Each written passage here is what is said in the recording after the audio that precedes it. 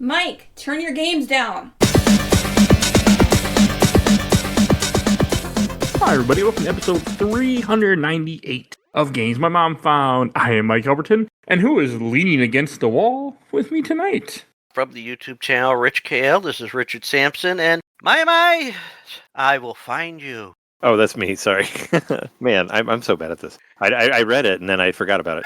And hi, it's Trey from Nintendo Main Podcast. We talk about Nintendo every week. I would just say it's Trey. What's a Pegasus shoe, Johnson? Because I didn't get him this time around. I totally missed him. Oh wow! No, you could do that. I guess you really don't need him. See, Mike, you said an order and then you just say no. Screw the order. I see how it is. Pretty much. This is Barry from Nintendo Fuse and PM Studios, and while you may only be able to hear my voice right now, I can assure you I'm really flat against the wall this whole time.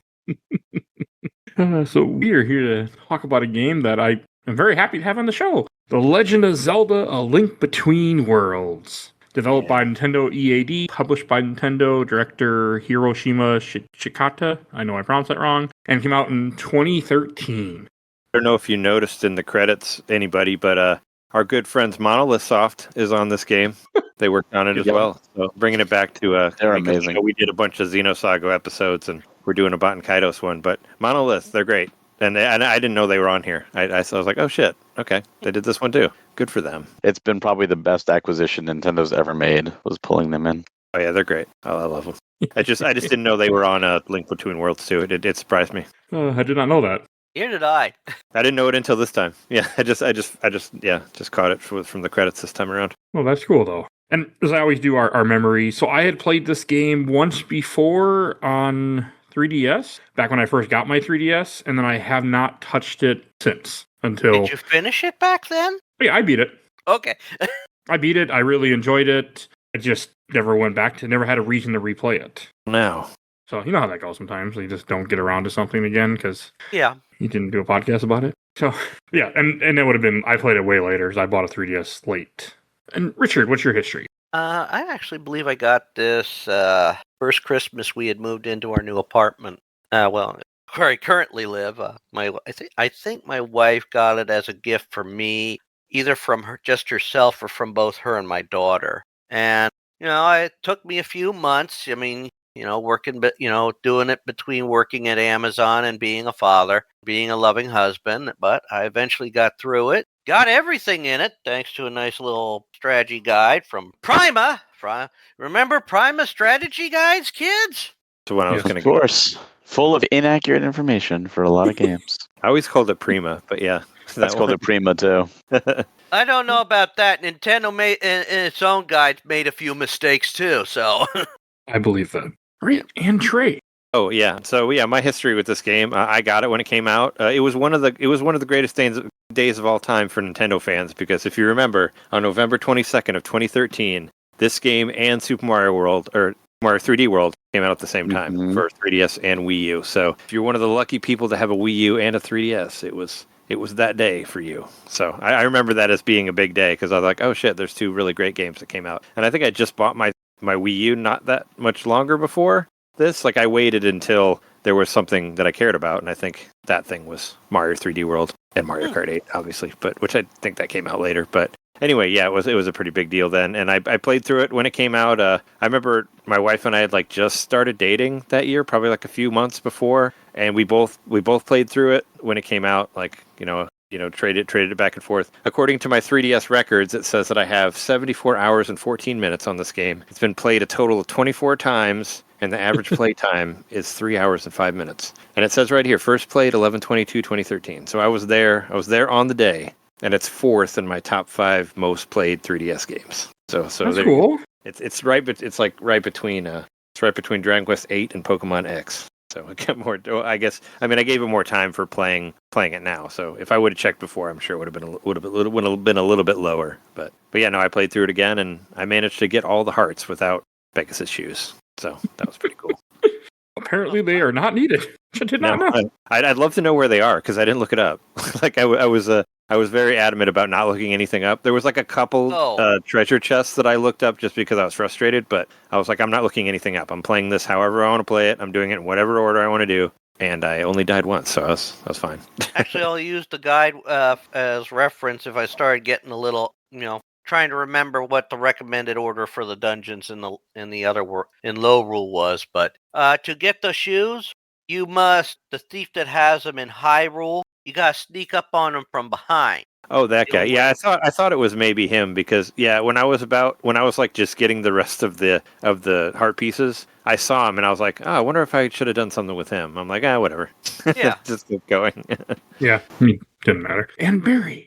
Yeah, like you mentioned, it was a big day for Nintendo fans, and both Mario and Zelda, it's like, what do I play first? Because they can only play one game. And that decision was made pretty easily for me because they came out, I think, a day before my wife and I went down to visit her parents for Thanksgiving, because we went down there every November back then.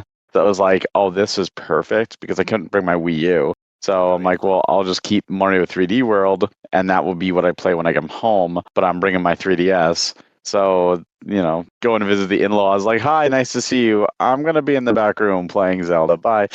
You could just plug it. Could just plug your Wii U into the wall there, and then just play it off the controller. Yeah, I don't like to just pack up home consoles like that. So the 3DS was easy. Plus, this made my decision for me, and I probably would have played Zelda first anyways. But I probably would have tried to play them both. Like, oh, at this time I have the TV, so I'm gonna play Wii U, and then now I don't. Now I'm gonna boot up Zelda. But this kept my focus on just Zelda, and by the end of the week we were there, I had finished the game entirely, and I was like, cool. Came home to play Mario. Yeah, not that you would lug the Wii U around or anything. I just think I remember back in the Wii U days, actually seeing a guy on like a long distance train, like with one plugged into the wall, playing off the. People were crazy.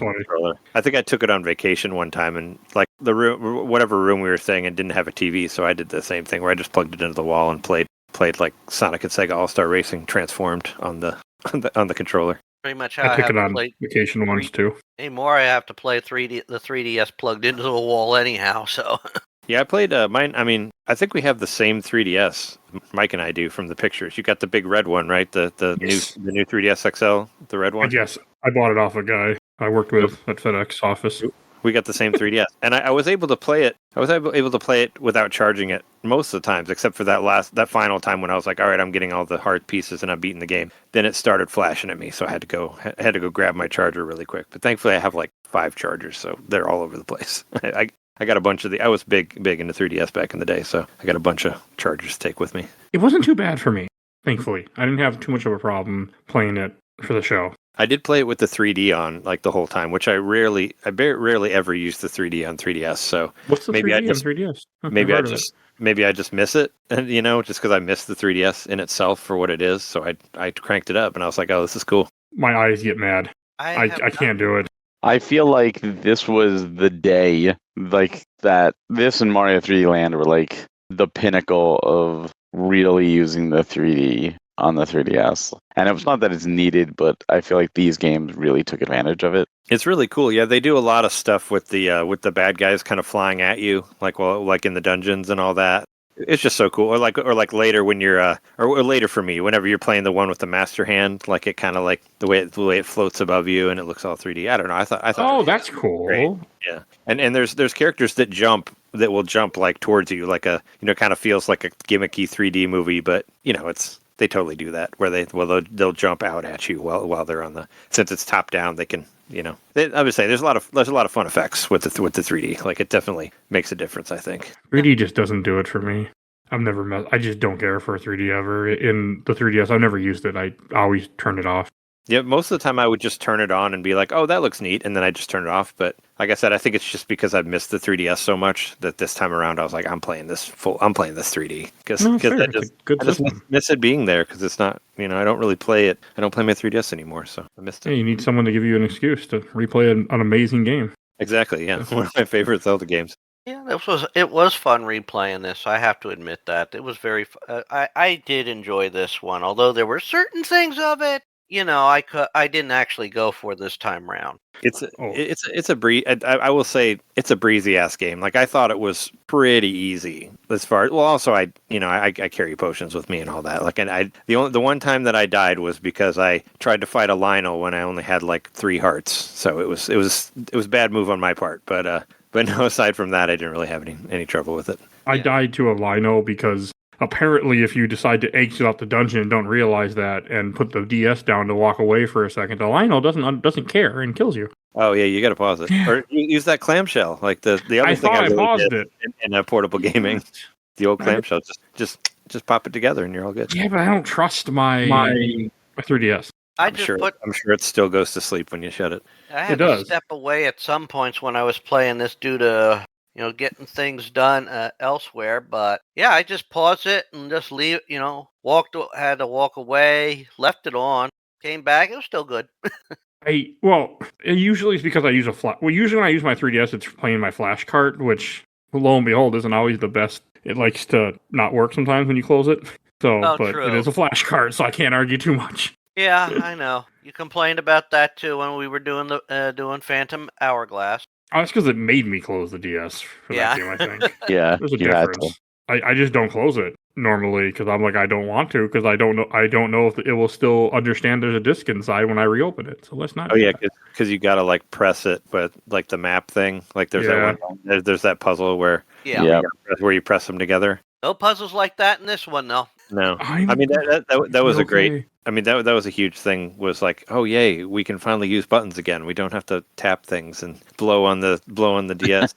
Oh god, when we did the train one. I was here for Spirit Tracks. You guys were here too, right? We were all here for Spirit Tracks one. I had to frickin' go outside a bar and blow in the DS. Yeah, that game definitely blew. Like totally pun intended there. Like there was all the blowing was like, I'm so glad that's not in this game. Like makes it extra fun for not having to do that. And it's nice to just press a button and swing a sword. Yep. Legend Spirit Tracks blew. It needed the money. Blew in more ways than one. That game was not great. But, I mean, it's fine, but it's not good. This game is fucking amazing. I had forgotten how good of a game this is. This was technically a 100 years after Link to the Past.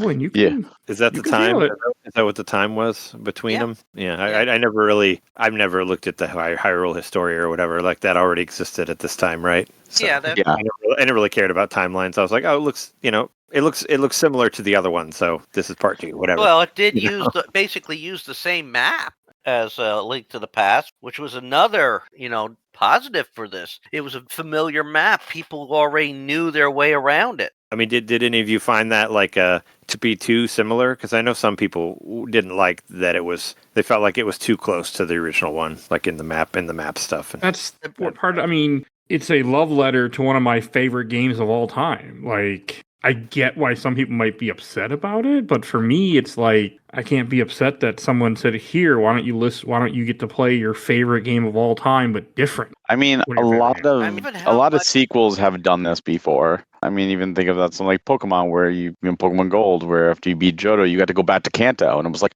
oh, that's so cool. And this is the same thing. Link Between Worlds had Hyrule and the Dark World, and this has Hyrule and Lorule, and Lorule is not the same as the Dark World. It's a different map entirely. And this is also like 3 decades, 2 decades, 2.5 decades after A Link to the Past. So enough time has passed in real time for that. I mean, look, people gave Tears of the Kingdom the same crap because it reused Breath of the Wild's world because it was a direct sequel. But they added so much to that with the sky and with the underground on top of what they changed in the real world that it's like, you know what? I understand you're built upon this. This is a sequel. This is, Link Between Worlds is a sequel to A Link to the Past as well. It's just technically it's like a sequel to Link's Awakening, I guess you could say, and the Oracle games, which are in turn sequels to Link to the Past as well. But it's set much later with a different Link and Zelda. But I think that was a call to form, right? That's what. Yeah. It's like, how many times have they done Mario 1-1 in different games just because it's like nostalgia? Cool, here it is again. Yeah. But And it doesn't bother me. Like I'm farther enough from the game that it wasn't as it wasn't like, oh, I know exactly where these things are. I just know like some other people. Yeah. also, I mean, look at how much Hyrule changes between different games and different. Oh yeah. I mean, look at Hyrule from Legend of Zelda, and then Hyrule of The Adventure of Link, and then Hyrule of A Link to the Past. The freaking place changes, even though some of these are supposed to be set in different orders. Well, to be fair, Zelda 2, Adventure Link was a sequel to the first game, but it was a different part of Hyrule. Yeah. And Link to the Past was, in the past 100 years, so obviously Hyrule will change, or more than 100 And years. of course, Ocarina of Time. Yeah. Notice that every time it seems some places seem to change in their location, like Death Mountain and the Gerudo Desert, or Death Mountain and Hyrule, or give us some consistency. That's what this did. I don't with Link. mind personally. And So, it wasn't I get where the you're coming same from. Puzzles. It wasn't the same types of puzzles. Well, there are some similarities, but I mean, look at how like some of them they changed and worked with the new technology. I mean, the Tower of Hera. And of course, the dungeons feel completely different, even though they did use some of the bosses, but it really didn't bother me. But they definitely feel. I mean, obviously because it's all worked around the new mechanic with Link becoming part of the wall and all that, which I love. I kept forgetting that was a thing during the beginning of this game where I was like, oh yeah, I can do this, Mike.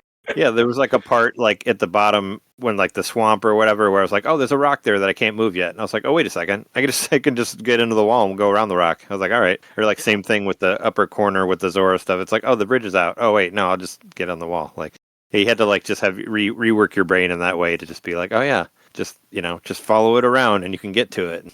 I'm glad it wasn't just me. So thank you, Trey. and you can finally see what's on that southern wall in all those places. Yeah, and you can. It's cool, yeah, because the camera like moves around. So a lot of times it helped me find like cracked walls and stuff like that to bomb. Where it's like, oh yeah, I wouldn't be able to see that because you would never see it because it's on the opposite of the wherever the camera is or whatever. So yeah, that's always fun. And I like watching Link like look around like when you're moving on the wall. Oh yeah. Or if you get that stupid mask, which I didn't get it like towards the end, but you can be on the wall with like the mask too, with the fake mustache and the big nose or whatever. I don't think I did not get that. I have no idea what you're talking about. I forget where you get it at. It's like it's the mask that you wear that you can talk to the ghosts and give them play coins to give you hints. Oh, that one. I did not do that. Now I remember it. I only used it like one time, and the ghost was fucking wrong too. There was like this one, the rupee race or whatever. I had already done it, and I just kept doing it over and over again. I thought I hadn't, and I was like, "What the fuck? Why?" And I'm looking online. I'm like, "I'm getting way higher than everybody else says you have to get for this. I'm still not getting the heart piece." And the ghost was there, and he's like, "Oh, you can get a heart piece here." I'm like, but it turned out I was the other one. It was the Hyrule one that I didn't do. I'd already done the low rule one, so yeah, I did in 2 seconds once I got there. But the ghost won't tell you that you already got the heart piece there, which is I found annoying. Like, that is kind of annoying. You think that they would be able to tell you like. You got it. You're you good. get Go those away. glasses from the fortune teller. Yeah, if you're playing, yeah, if you're fucking giving them your play coins or whatever, just tell you the truth. Just be like, hey, move on. You already got the heart piece. That would have helped. It would have saved me like an hour or so. Yeah, I only basically used it like when I was trying to do the whole Lost Woods thing. I goofed up before and. Oh, the ghost, yeah. So I assume all of us are big fans of Link to the Past, correct? Then? Oh, of course. Oh yeah. One of my favorites of all time. It's actually linked to I think I mentioned this on our Zelda anniversary episode or whatever, which I don't know if that's out yet in the Games My Mom Found world, but that was the first Zelda game I ever played was Link to the Past. That is completely a fair comment to make. What? That you don't know what's out in my crazy ass way I do my recordings. Yeah. I didn't know if that. Well, I mean, I don't know. Yeah, your schedule's kind of all over the place, so I wasn't sure. Oh, it is. It was out in the world yet, but it is. But no, Link to the Past was the first Zelda game that I played really, so that was the one that made me fall in love with the series. So yeah, obviously I love that one. And the fact that this game is a love story to that is just so good. Like, I went into this not realizing, like, I remember that I liked the game, but I'm like, all right, but man, I was in love with this playthrough this time. Like, this was so fucking good. Well, it's the first, and it's also one of those few times where we actually had a sympathetic villain in the game. Hilda? Yeah. I like her. Yeah, I mean, first off, that was a slight, Low Rule is the Hyrule of the Dark World, And all this was because the world is falling apart. It's a good concept. And she put her trust in the wrong person. Yeah. Even though I still think Low Rule is kind of a silly name. I don't know. It is. It's like It's a silly name, but it's Low Rule. It's like, okay. Yeah, no, I get it. I'll go with it, but I thought it was silly when I heard about it. It is silly. I still think it's pretty silly, you know. I like it, but it is silly.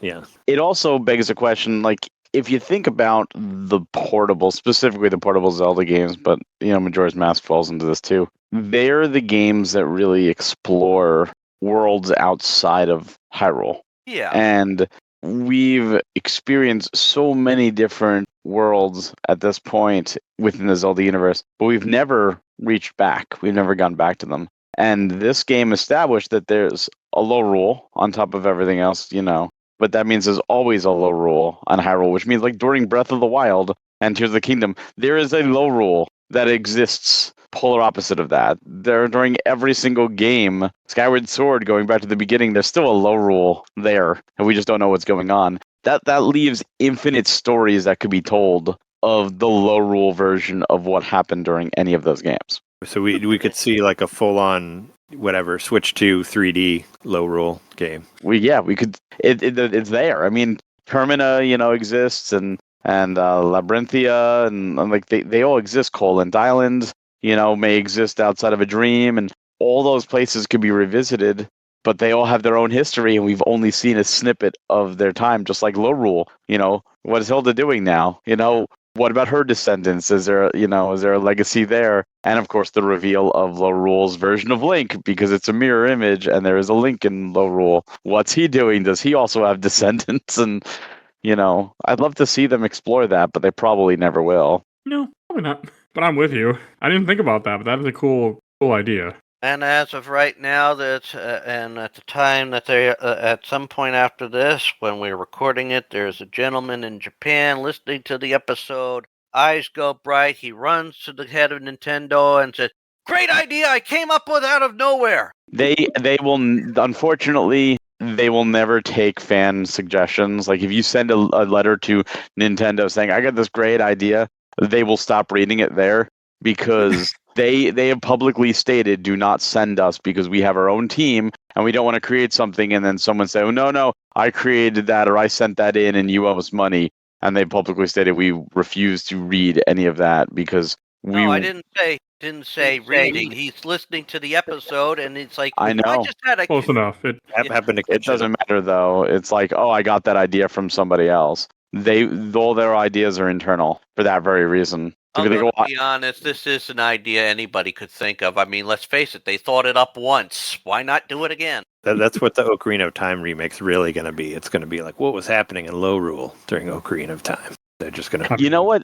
I would love to see them do something like that. Like, I love remakes, especially when it's, a classic, it's a loved game. But I love it when they add something new, where it's not just a one-for-one, where they put cut content back in the game, or they have more time to flesh things out, or they add new stuff. And like, I'd love to see some kind of weird twist like that, where, or even though obviously Low Rule would be cool, but even just a hint to Termina thrown in there, like some kind of reference, or because that directly links with Majora's Mask. I think that'd be pretty cool. Yeah, that would be cool. I listened to a few podcasts that came out like at the time of this game. Like I listened to what IGN's like 2013 Legend of Zelda Link Between Worlds podcast or whatever. But at that time, a lot of people were trying to find comparisons to characters in Link Between Worlds and Majora's Mask, because they hadn't put out the Majora's Mask remake or whatever. They're really like. I mean, I didn't really see what they were saying there, but a lot of people were really trying to find like, oh, this guy could be the Skull Kid, or this might be this thing. And I know, like, obviously the mask was on the wall in Link's house. We all saw that, but that was an Easter egg. Like, it's technically canon, but I just thought it was there because you can merge with the wall and you can stand behind it, and then it's on Link's face. Like, that's what I would always do. Oh, I didn't do that. I should have did that. Yeah. I didn't try and do that either. It's the same thing like with like pictures and stuff in the wall. You can put your head behind them, but the Majora's Mask one is cooler, because it's like, oh, look at me, I'm wearing the mask. There it is. Terrible fate. We're following you. I have to imagine things like that are just the Easter eggs, like the Mario pictures in Ocarina of Time and stuff. It's like it's canon, but it's just done for fun. I didn't think there was any connection. Yeah, I just thought it was funny that Oh, no, it is. 13 were trying to find it just because they wanted the Majora's remake. It'd be funny if like you put in a code and like it takes you to his house and like Hela from Thor walks in and just knocks it over and goes cheap imitation and leaves. Like we put this as a little Easter egg, but we understand. We understand it's not the real thing. We get it, so let's call it out. And for those that don't get that, that's a MCU Thor joke. I got it. Oh, you got it. Some people might Is not. it from a good Thor movie or a bad Thor movie? That's from Good one. Ragnarok, right? Yes. Yeah. Well, it's from the original, and then Ragnarok called it back out. Well, yeah. I mean, because we saw the gauntlet in the first Thor. I remember that. Another thing I want to bring up is one thing that this game does that's very unique is that it has the item rental system. Yeah, we kind of got to see the pathway that went to Breath of the Wild, sort of in there. I mean, no rental, but at least like giving you all the stuff up front. Oh yeah, you can do whatever you want. Go wherever you want, which I like. I hate. Yeah. You don't like that? Nope. I want to be told where to go in a difficulty selection that is, but that's a me problem. That's not. I'm fine with what they do in this game because I just rent almost everything at a certain point, and then I buy everything once I'm able to. Like, I bought all the equipment. Even though I didn't die that much, my brain just says, you must buy all the equipment. Yeah, I did too, because I had a fucking shit ton of rupees. I'm like walking around with like 7,000 rupees, and I'm like, I got to put these somewhere. So I just went and bought everything. Fair. No, I mean, they hand out rupees like crazy. Like, especially in the dungeons, you get like 100 rupees, 300, like they really, and it's good because you're going to want them if you want to play that stupid baseball game and get that hard piece. That was the hardest thing in the whole game with the baseball game. I know. I didn't go for it this time, but I remember that was a difficult one to do. And, the digging games, the collecting rupees games, those two are a little bit nasty. I remember when I first was trying to do them. Are you talking about the rupee race? Yeah. You have to get as many rupees as you can, but you only keep them if you keep your time under 30 seconds. Yeah, there's an interesting... I told you I was stuck in that low roll one that I had actually beaten the first time I went there. I just forgot. I thought it was the high roll one. So I was looking online to be like, what the fuck am I doing wrong? And actually, if you listen to the song, like when the song changes, it'll like do the same thing. The na-na-na-na-na-na-na-na-na, whenever it changes to the next part, that's when 10 seconds is. And so if you keep track of that, it'll tell you where you're at in the 30 seconds. So if you're listening to the music in that way, you know exactly when to come back and talk to the guy. And if you do it within a second or whatever, you'll get 4 times whatever you collected. So that's what... Yeah. You know what I did? What I learned. You know what I did when I first did that part? Put your stopwatch on. Cell phone, put the timer on, set for like 25 seconds, beep. Okay, go back. You can do that too, but if you listen to the music, it changes every 10 seconds. So it's cool that there's even like little audio hints in the game. I didn't know that. I didn't realize that back then. Yeah, so was it top on my worry list? But I actually played this game with sound. Also, as you should. Call Guinness. Call Guinness. But it doesn't mean I'm going to. Excellent soundtrack. Also, I mean, this is one of the musics because it's so much stuff from Link to the Past, and Link to the Past is one of my favorite games. So, like having all that, I'm like, I have to do it like this. Yeah. There were some songs I had forgotten were from that game because I have a whole bunch of video game music on my phone, and sometimes it'll just randomly play a song or like shuffle or whatever. And I had heard the Ice Palace song before, and I thought it was like a fucking Banjo-Kazooie song or something, like because it sounds like a Grant Kirkhope thing. But no, it's from this game, and I had completely forgotten about it. So there was that. And there's another one. What was it? The Dark Palace totally sounds like the theme song from Nightmare on Elm Street. Like I was like, oh yeah, that's cool. Like it's very much like it. Yeah, you could put them right next to each other, and they're pretty close. So all the dungeons were so good too, though. Like I enjoyed all of them, and I mean some of them kind of have bosses that feel like repeats to Link to the Past, but different enough that I was like, okay, this is awesome. Yeah, they're pretty. Yeah, they're pretty close. But the dungeons on the way there are completely unique. Like I really liked, especially like with the hammer stuff where you like knock down the face and it jumps and it'll like shoot you up to the next level. Like that was another really cool use of the 3D effect. Oh yeah, playing it, you can see Link fly at you and all that.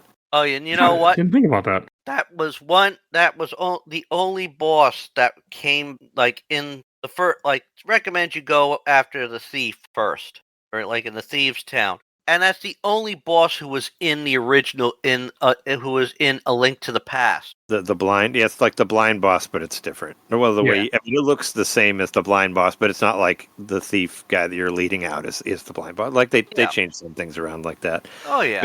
But you got the one like whatever. What's it called? The the big like centipede looking thing where you have to hit the tail like that.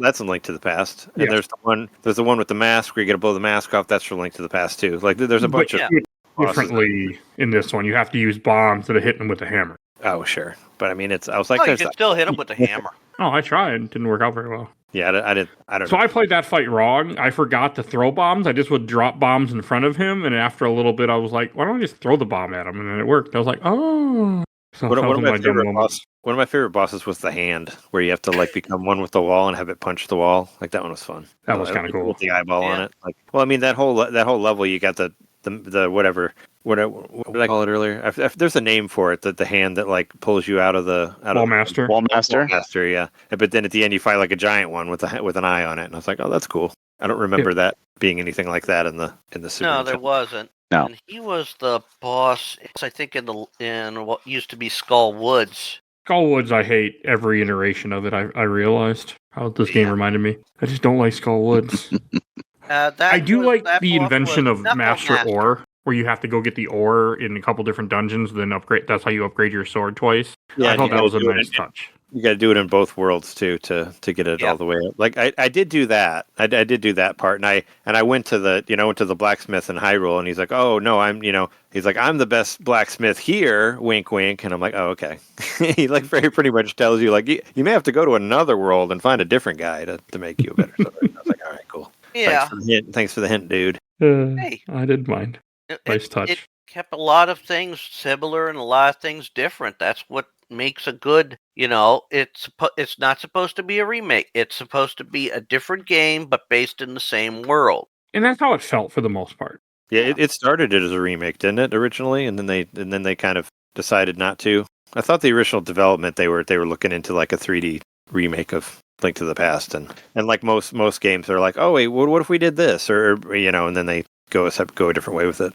Well, a lot of times they'll task dev studios to remake a game just to get used to an engine or see how you can do and how you can create, and then go from there. And a lot of times it creates brand new original stuff like this game, and Oracle of Seasons started as a remake of the original Zelda, which is why so many of the bosses and dungeons and stuff are reminiscent of Zelda 1. And I think what they did with this, where I think like when they first revealed the whole going into the wall and the flat thing, I think a lot of people were just kind of like, that's weird, but okay. But the puzzles that they used it for were genius. Mm-hmm. Like it wasn't just a gimmick for gimmick's sake. And whether it started as a remake originally or not, they transformed the Link to the Past overworld that we all knew and loved into a playground that utilized that mechanic. And of course, low roll in the dungeons too. And I love that. I hate when I know Twilight Princess gets a lot of hate for this because they introduce all these cool, tools and items, but then outside the dungeon you get them. They're not really used outside of getting a heart piece here or there. But I feel like this was well utilized throughout the entire game. Yeah.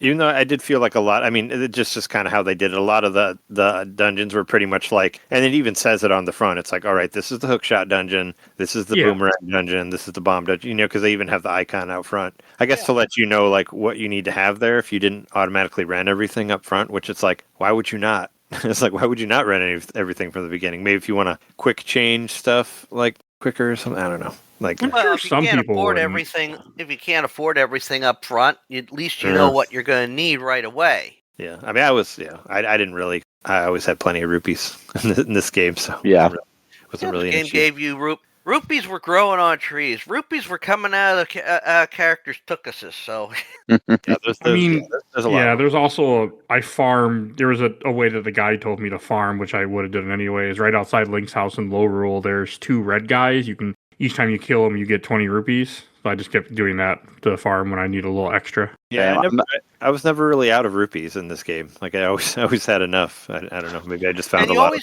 You treasures. always had all sorts of things where you could find them. Hey, there's this glowing rock right here. Oh yeah, Or, that too. Here come these boulders. Whoa, that one has rupees in it. Wham! It was pretty friendly. There were just like a few times where I need like an extra 100, so I would just do that. It wasn't often that I did it, but a couple times. I think that was designed that way because when you rented stuff and you died, you lost it.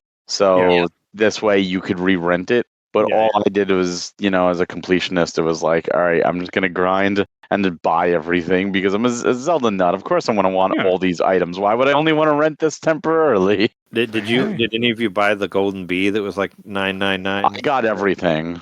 I mean, I didn't worry about... Can you buy that? Is that the only way you can get that golden bee? Is No, for buying it for the max amount? It does show up out in the world. Yeah, I know because I saw it once and completely forgot about getting it and killed it. Yeah, I tried to. There were a few times I thought I was like, "Oh, that's the golden one," and then every time I caught it, it was just a regular bee, and I was like, "Huh, okay." I got one randomly. What does the dude give you? Like, if you bring, does he just give you more money? The bee No, guy? he gives you a little like badge. badge. And then every bee you come across will not attack you, but attack your enemies. Yeah, they all join you then. Oh, cool. Yeah, no, I didn't do that part because I was just like, oh, I thought that maybe the golden bee would get me a heart piece, but when I found out that it didn't, I didn't bother with it anymore. I wasn't looking for it. It just happened to me by accident. I was just playing the game and I just ended up there. I was like, oh, okay. But I was collecting regular bees and selling them to that guy for more rupees, so that was like another way to get some more change. Yeah. Wasn't doing that. I mean, I would like I said, I'd grab them because I thought they were gold, and then I'd take them. I was like, oh well, at least I get some money for it. I got as much as I could without, going through the stress of the Grand Slam game, or trying to hunt down the heart pieces if there were heart pieces in the Rupee Rush games. Didn't do any of that shit. I also got all the stuff you can rent pumped up to their max power. So you found all 100 Mai-Mais or whatever? It's like only 90. Right? Oh, okay. I didn't go for I never did that in any of my Question. playthroughs. I never got all the Mai-Mais because I'm like, fuck that. But I did get what are the Mai-Mais? I never got a single one. I got 50 of them. Okay. I got 50, and I like enhanced the bomb, and I forget what else. Yeah. Oh, I didn't even trigger it. I did the arrow where you could shoot the 3 arrows. Basically, what Mike's telling us is he never bombed open the cave, which is out near Lake Hylia. Apparently not. You never found the Mai Mom? No, the guy talked about it. They're like, oh, this is where you get these. I'm like, oh, that's nice. What the hell are these things? I don't care. And I was like, I'll talk about it in the episode. Yeah, she's in a cave up down by Lake Hylia. If I could compare it to the maps from the original game, I could tell you what was it. No, it's fine. I mean, I know where Lake Hylia is. I'm surprised that I missed this. I mean, I missed the Pegasus boots, so shit happens. Okay.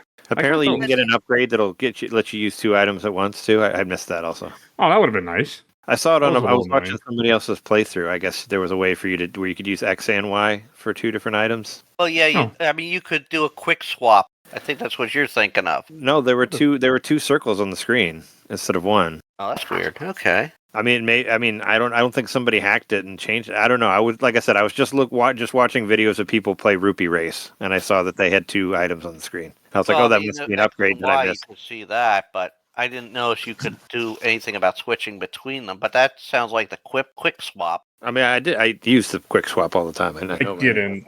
But no, that sounds like you know, and that makes sense. You get to carry 2 berries. Did you ever get anything like that? I could send you a picture of it. No, I didn't. If you could show us a picture, maybe I could point it out. But I have the guide open too. I don't have anything open because I'm worried my internet will collapse if I open up another tab. This is called a book. Yeah. Don't do that. It's got paper pages in it, Mike, and you flip them. It doesn't require any mechanics. Because the guy's reading his comics on a tablet here in the next 10 minutes, once we finish this, what I'll be doing. So, yeah, I don't know what paper is anymore, sorry. Well, I know you're caught up on Sonic, so... For now. Just heard that episode not too long ago. Those are actually really good comics by IDW. Way better than right to be. And you're we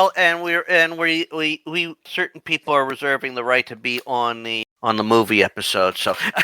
Whenever that happens, yes. No, this whole game was also not that long either, which was nice. Like I beat this in a couple days, and I couldn't put it down. Yeah, like it's breezy, and those those dungeons are you can crank them out and like. Oh yeah, they're fast. I was my plan was like I'll beat like 2 dungeons a day, to try to just make sure I could get it through, and I beat it. I beat it on Friday, so I got it done a couple days early, and I would have beat it early, like I said, just because I tried to get all the heart stuff too. But yeah, those dungeons they don't take that long, and it feels like the game isn't super long. I also really love spent dungeons a good in portion Zelda. of my time trying to find all the Mai-Mais. Good thing I they might have. give you a map for that. I might have looked for the Mai-Mais had I known they existed. So hey. I just sent a picture from that video where it shows on the bottom screen it shows 2. It shows 2 items instead of just 1. Oh, that's always been. So not on mine.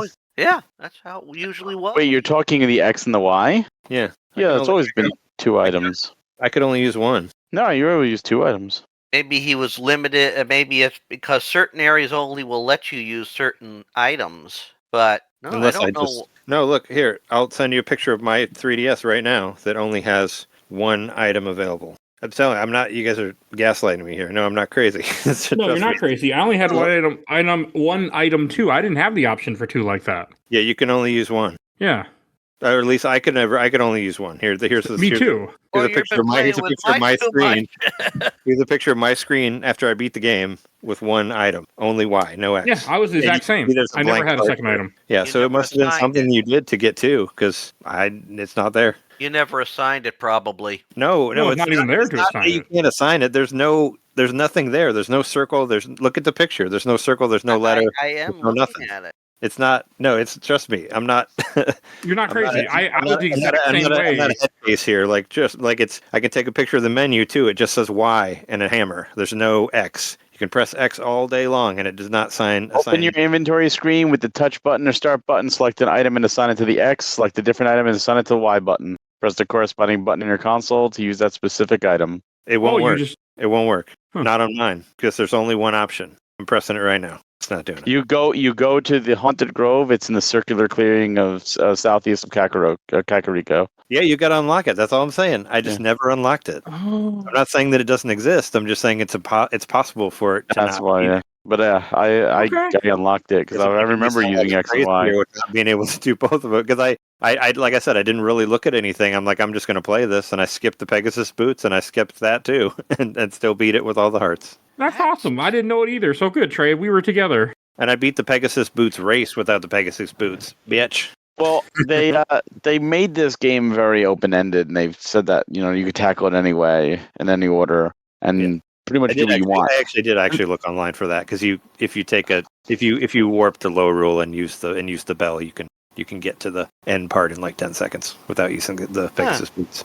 No, that's cool. I don't know. I didn't do the thing that you're talking about, but that sounds. There's like the guy at the corner of the map that's like, go meet my brother at the other side. Like you meet him at the other side of the forest, and you got to get there in like 60 seconds or something like that, and then he'll give you the heart piece. That's okay. I didn't talk to a lot of NPCs. And there's like two races. Like you'll do the regular one, and then the intermediate one gives you the heart piece. And the guy will even say like, "Oh, you don't have Pegasus boots, but do you want to try it anyway?" And then you can do it. Yeah, and I did it the first time without. I was like, I could just walk there or whatever. But yeah, it can be done without it. Cool. I'm just trying. Okay, so we learned something new. Yeah, I mean, it would have been nice to be able to hold 2 items. It was annoying having to switch all the time. I was like, man, that's why what I'm does the saying. game I was watching this video of this. I was like, wait, you can have 2 items, but I just didn't look into it. Like I just didn't want to. Like once I realized that I only had a couple of dungeons left and I didn't have the Pegasus boots, I'm like, I'm just gonna beat it without them, just to be like, well, hey. It's not that you needed to equip the Pegasus boots into a separate button or anything, but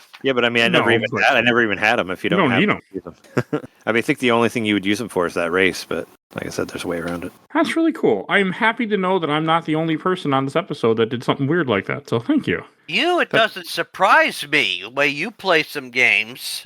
I mean, yeah, like I said, I mean, a lot of times nowadays, I try to play games as much as I can without looking at anything online. And with most things at all, like I don't even look at reviews anymore, or YouTube videos. Like I don't want anybody else's opinion in my head. So I just try to just go for it, and that's what I was doing with this one. I try and do the same sometimes. I mean, I'm trying not to listen up at information for in the game. Yeah, I'm different. I use guides, and a lot of times before we do episodes, I will also watch what other people had to say about a game. Usually I've been playing the video right now to watch to kind of just float as a refresher so I don't miss things I want to say. I mean, it depends. Like most of the time I'll do, like I listen to like the podcast from 2013. I listen to those after I beat the game, just to see. It's because I was like, oh yeah, I didn't want anything to be spoiled. So I did it afterwards. But I mean, for as far as like playing the game, I was like, I'm just gonna figure it out. I don't want to look anything up for certain. There were a couple treasures in the dungeon that was killing me because I wanted to get all the treasures in all the dungeons, and so I did look a couple up. But for the most part, it was.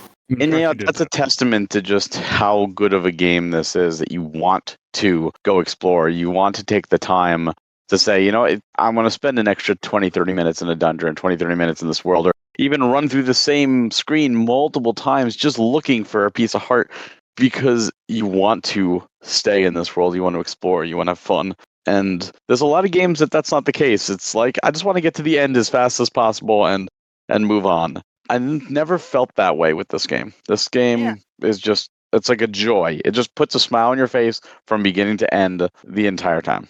Oh God, yes. Okay. Oh, now I see what it is. Yeah, the item is the pouch. Okay. I didn't even register that when I was playing. Which item? I got it. The two The items? The one that allows you this X item. Yeah. I told you it was a thing you had to get. Because I never got it. Where it was in the woods or something? I don't know. Yeah, in the what was usually the Haunted Grove after Gully's taken. Oh, so it's early. I'll say, where's that? Yeah, I don't know. I don't know what it is either, but I know it's early. I can tell you that much. The Haunted Grove. I never found Gully until I never found him until after until he was a sage. I didn't find him until I unlocked him. Oh, you see him early on. He's the son of the blacksmith. No, I understand that now. I was like, why do these guys keep asking about this Gully person? Should I go find him for a heart piece? And I was like, oh wait, no, there he is. He's in the dungeon. Okay, all right. Well, I don't have to worry about him anymore. He's stuck in a painting. All sorts of characters get mentioned, and you don't think much of them until you find out, oh, they are the sage that you're looking for. Yeah, I didn't think anything about it. Like Irene the witch, which I always thought was cool because my wife's grandma's name is Irene. She's 98 years old. Yeah, and I had forgotten about that, and I'm like, ring the bell. Fuck, why is the broomstick alone? Yep. Because she was taken away. Irene got turned into a painting. Yeah, and you can talk to the people who knew them and, put their minds a little bit at ease. It's a nice touch. I like all the sage stuff a lot. I thought all that's very well done. That is all characters you talk to, then get turned into sages. That was all nice touches. Oh, yeah, definitely. And I like I said, of course, this is also a time where your big bad isn't directly Ganon.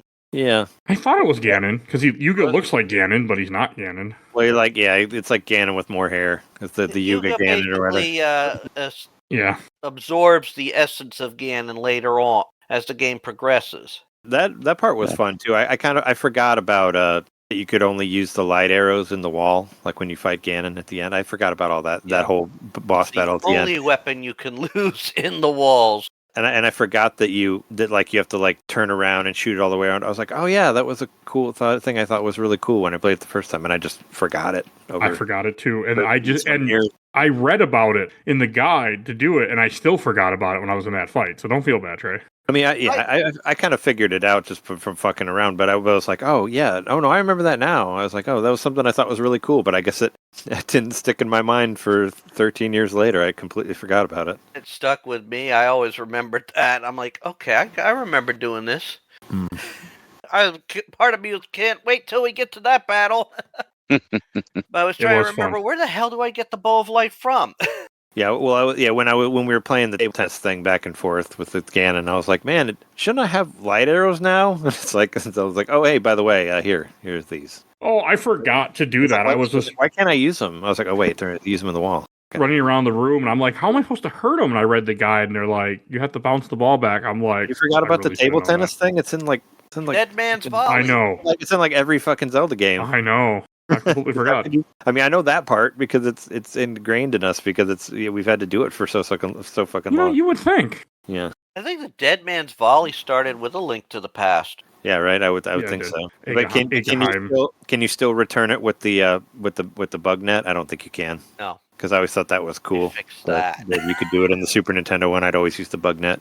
Yeah, they said let's make sure they can't use the bug net to reflect this blast. Okay, boss. Like, why not? I prefer it was fun. makes I always more figured sense. it was just something they forgot or the developers didn't know about. It's like in the original Super Metroid, you could you could charge your shot and then turn it into a ball and it throws out like 10 bombs. Like they never did that in any other game other than that. Well, I mean, Link's Awakening, you final battle in that game when you're doing it when Dathiel hits his final form. The suggested way is, of course, to jump over the arms that are swinging around and shooting him in the eye with arrows. But if you throw the boomerang at his eye, it's one shot. I never beat that game. I should try it if I never do. Aren't we supposed to do an episode of that someday? Which one?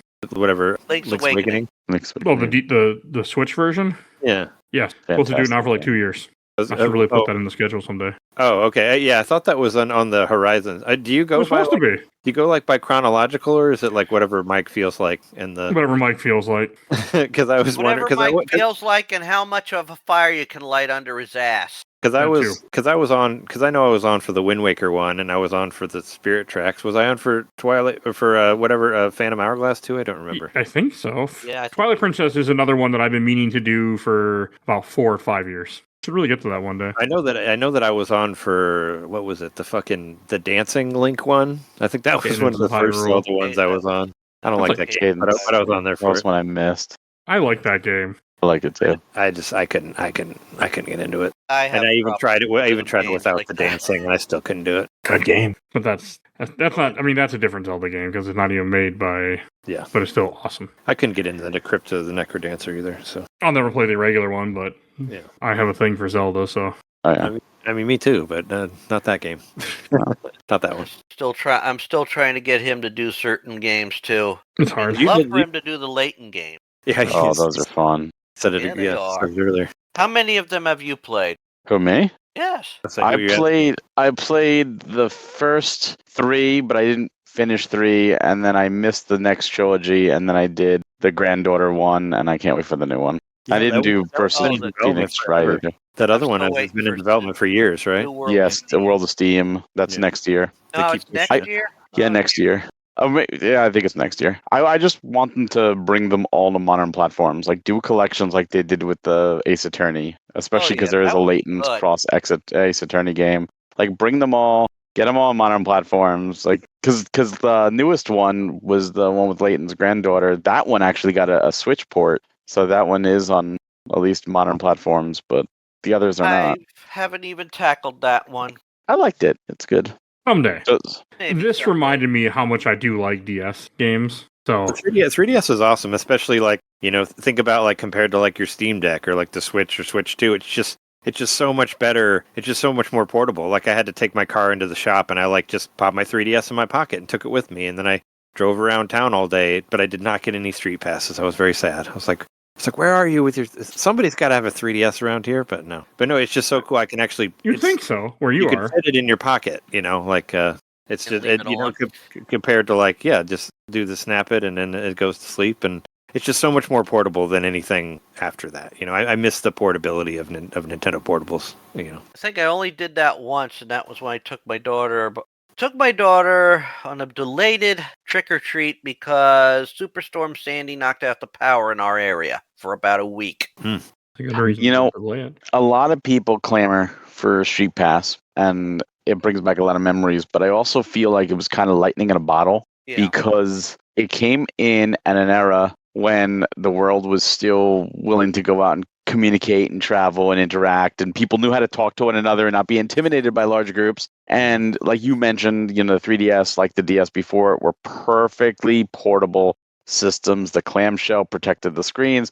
You could put it in a standard pair of pant pockets and walk around with it, and you didn't worry about your system, and you got Street Pass. You would go to events. Like I remember going to like New York Comic Con and like waiting in line for a panel, and everyone's pulling out their 3DSs and Street Passing like crazy and playing Smash Brothers against, like it was like a big community thing. And I feel like that wouldn't fly today. Like the Switch and the Switch 2 even more.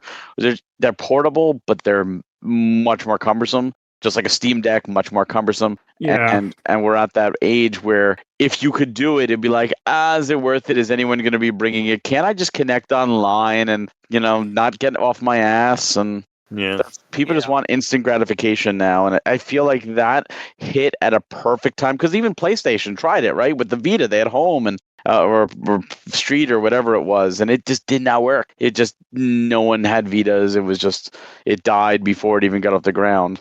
And Street Pass games were really cool. Like I bought the extra games. There were like 4 extra games they added in. Yeah, Again, me too. Like the flower one and the fishing and like all that stuff. Like they were fun. like a stock market one. There's a bunch of other weird shit on there. Yeah, bring that stuff back to, like, again, bring it in a way where once a day you can connect with your friends or something like that. And if you connect with them in person, you get a bonus or something. Like they're a golden version and they're stronger to encourage you and reward you to go out. But that won't happen, I fear. And I think that was just reminiscence of a bygone era of gaming. I remember going to Riot Fest in Chicago and getting a whole bunch of street passes and people like having quotes like on their characters saying whatever band they were excited to see. I was like, this is cool. I didn't expect people to bring all their 3DSs. And getting the puzzle pieces and getting those 3D puzzles and it was especially when like Miyamoto would come like that. We sent a special Mii like in a Nintendo Direct. We sent the special Mii to everybody, and they had everything. So you got whatever, and like that was nice. And you can get like I got like Jeremy Parrish's Mii like that I street passed at like at the Midwest Gaming Classic. So you get to see like some people that or whatever from podcasts and be like, oh yeah, there's a street pass then. Yeah, whatever. Or they would promote a game. It's like, hi, I'm so and so, the developer or the director of this game. Please buy the game. Nice to meet you. It was like, it was advertising, but it was neat. It was like, it was a more personal touch. But the world in 2026 is very different than the world back in 2011 when the 3DS launched. You're talking 15 years ago now, which doesn't seem logical, but wow, it was 15 years ago that 3DS launched. Yep. Oh yeah, it is 15 years old this year. Yep.